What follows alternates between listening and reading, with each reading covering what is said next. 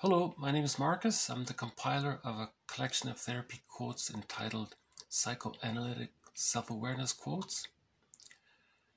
The first three quotes looked at the gap between the real self that's buried in exile, the stranger within, the inner child of the past,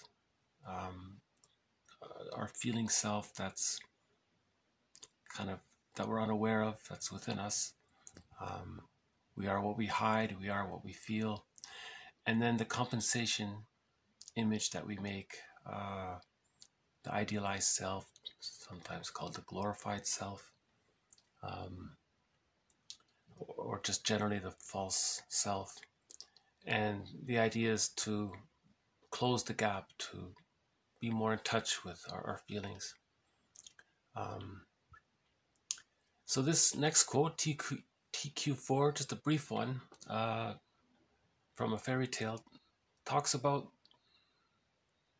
that happening, and the metaphor is a marriage. Okay, so this is TQ4 from the fairy tale called Go, I Know Not Whither, and Bring Back, I Know Not What. Go, I Know Not Whither. The challenge for men at midlife, and for women, of course, at midlife, is to attend to faint stirring of emotions and intuitions. So that's the so-called metaphorical feminine side, the feeling side, which they are trained in youth to suppress. Robert Bly calls that the loss of the golden ball. Eventually, men learn to integrate their feminine side, or anybody, men and women, learn to integrate their feeling side. Okay, so which Fedot, the character or the protagonist in the tale, symbolizes by marrying the dove-maiden. Okay, that's the symbol or metaphor of the feeling side. And he does this by maintaining a fruitful, helpful connection to the unconscious. Allan Chinen.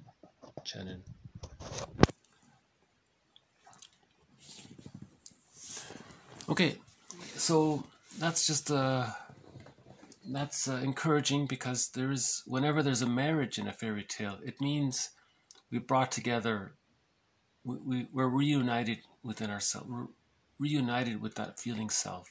So that reunited in a marriage is called a marriage. Marion Woodman calls it the inner marriage. And again, this stranger within, this inner child of the past within, this feeling self within, that carries our feelings.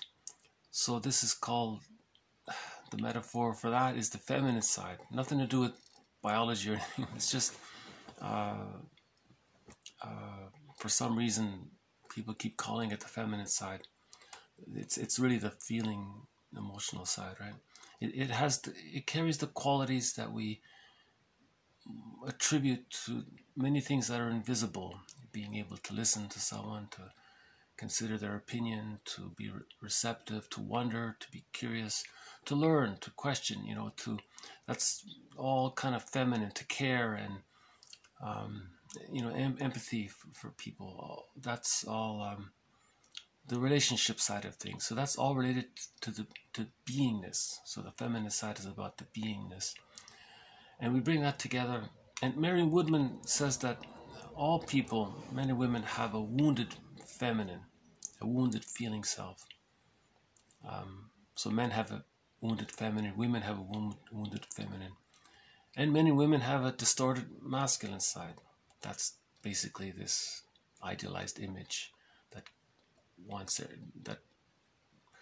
that people identify with to get status and so on. So it's very so this is an example of the monomyth that Joseph Campbell talks about, the journey to get to our real self. And by the way, Allan Chinen has done an interesting thing. He's collected, he surveyed thousands of fairy tales, he said, and he plucked out around 50 of them that he feels best represent this hero's journey. And he's put them into 4 books. They are, let's see if it shows up. They are here. So, let me do it this way. So, some of the quotes, some of the fairy tales about the midlife hero's journey are in his first book, Once Upon a Midlife. And then then the second set, he specified for women, Waking the World. He felt this, maybe women would relate to these more. The first collection is for everybody in general, about the midlife. The second batch is, he felt maybe women can maybe relate to it, but it's for everybody. And then there's the third batch called Beyond the Hero. This is he felt that men might more specifically relate to this, but women as well. He just thought that maybe he just wanted to, maybe there are some slight differences between men's development and females' development, and he thought these tales maybe try to address that difference. And the 4th batch of tales he compiled is in this book, In the Ever After. This is for elders, so this is mainly for people who are retired and who want to be an elder. And this tale, by the way, Go I Know Not Whither, is from this elder tale. He calls them elder tales, and these other 3 he calls middle tales because they're midlife. Anyways, I noticed the men's movement doesn't really talk about Chinen's work, but I think he did a great job. Okay, so I think I'll leave it at that. So this is TQ4. Thank you. We'll see you next time.